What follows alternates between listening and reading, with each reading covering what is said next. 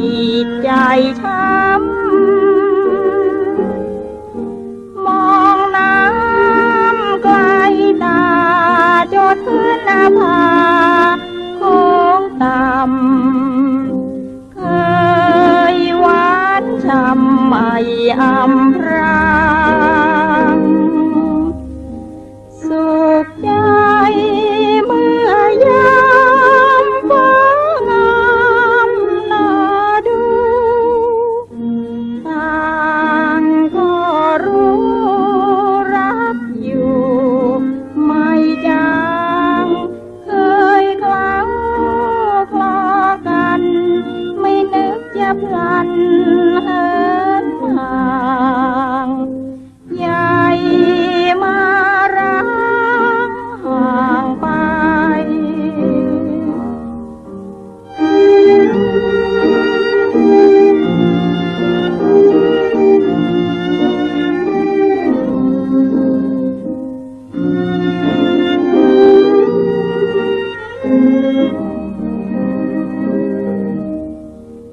ยามเช้า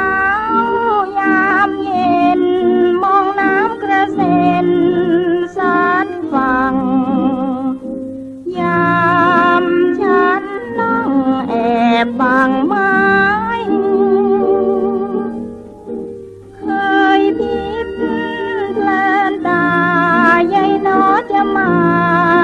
เหมือนได้เคยฝันไฟ